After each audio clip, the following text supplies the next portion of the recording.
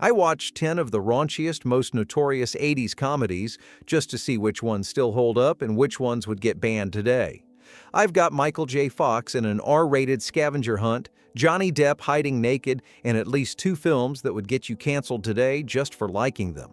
Here are some 80s sex comedies you probably weren't supposed to see. This is probably the most purely 80s thing ever made. If you want a movie that captures every bit of that decade, the colors, the music, the slang, this is it.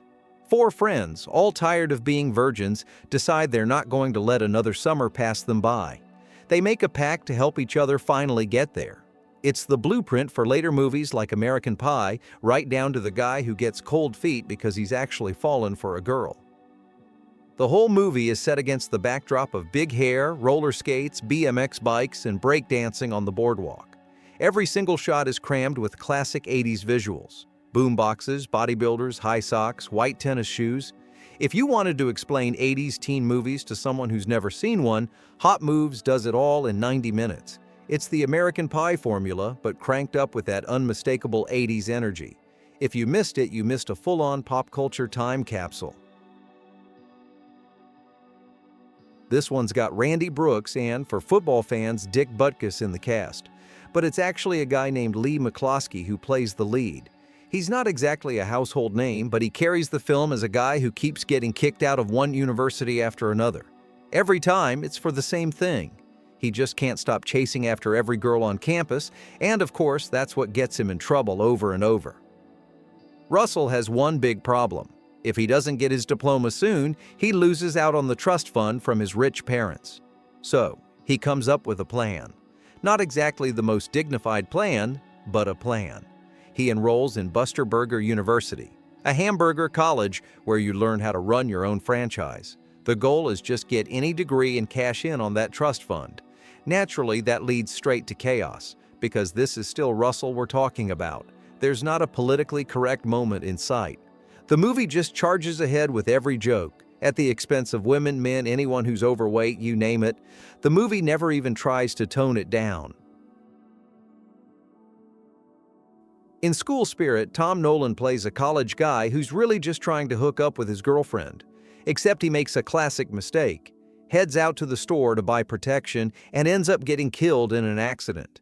He meets his ghost uncle, gets a crash course in being dead, and then goes back to try and reconnect with his girlfriend.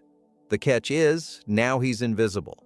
Of course, that leads to all the classic 80s stuff, sneaking around women's locker rooms, showing up in showers, annoying the guy he never liked when he was alive. The movie uses that whole can disappear at will trick for every gag it can find. It's not deep, nobody's here for Oscar-worthy writing, but honestly, it's fun. This is pure late-night 80s VHS energy. You're probably not going to see it pop up on streaming anytime soon. Still, if you want to see something most people haven't talked about in years, School Spirit is the pick. Next on the list is Midnight Madness, which actually marks Michael J. Fox's first big-screen appearance. Even though he's here, it's really David Naughton, the guy from An American Werewolf in London, who leads the show. Midnight Madness drops 5 teams of college students into a citywide scavenger hunt, each team color-coded. Fox is on Team Yellow. What makes it stand out is how it mixes the classic sex comedy feel with that cannonball run, anything-goes competition vibe. The teams race all over town, chasing clues, running into all kinds of trouble, and yes, more than a few questionable situations. Now, this one's rated PG, but remember, 1980 PG meant something totally different. There was no PG-13 yet, so a lot of what passed for PG back then would be a hard R now. Next, Stuck on You from Trauma and Lloyd Kaufman. This is peak B-movie territory. Kaufman's name on the box always means you're in for something strange, and Stuck on You delivers. The story goes like this. A married couple heads to family court, and the judge takes them on a journey back through time. It's all little vignettes, each one riffing on couples' problems through the ages. One minute it's the caveman era, next it's the Middle Ages, and every era finds some new angle for sexual trouble. Yes, it gets into everything, including a caveman take on blue balls. The movie's all about taking every joke as far as possible. Some people love it, others can't stand it. It's pure trauma. If you're a fan, you know exactly what you're signing up for. This one has picked up a little more attention lately, but it's always been kind of a secret handshake among 80s fans. Definitely the kind of thing we weren't supposed to have on in the house. This is R-rated from start to finish. Joysticks is about a group of regulars and the owner's grandson fighting to save the last arcade in town from a crew of businessmen trying to shut it down.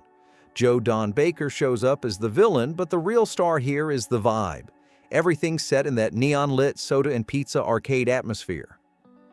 Of course, you get all the 80s staples, wild sexual situations, plenty of nudity, and no shame about any of it. These movies aren't aiming for prestige, they just want to make you laugh, maybe shock you a bit, and get a reaction. Joysticks is dumb, no question. It's not trying to be more than what it is, but it's also a snapshot of the decade, from the arcade culture to the beachside energy. That's what makes it perfect for this list. This is the one that sits right at the edge, and I can guarantee there's no way anybody would even try to make this today. The plot is already controversial. You have a teenage boy left alone by his rich father with a 30-something French housekeeper looking after him.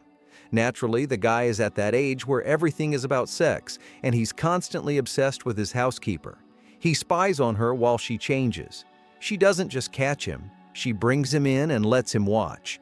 From there, it moves into territory nobody in Hollywood would touch today. Eventually, the story goes full fantasy when the two start an actual relationship. That's the private lessons the title promises. But this isn't just wish fulfillment. There's a whole subplot with the family's chauffeur.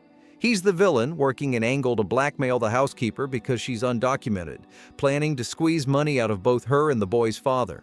It's a not-too-complicated caper that wraps up without much effort. At its core, Private Lessons just lays out what happens when a teenage boy's wildest fantasies actually come true, and then turns the awkwardness up to 11. There's no way a studio would touch this now. Next is My Tutor, which shares a lot with Private Lessons, but pushes the setup into technically legal territory. Here the lead is 18, desperate to get into Yale, but failing French. So his wealthy parents hire a private tutor. And, surprise, she's French too.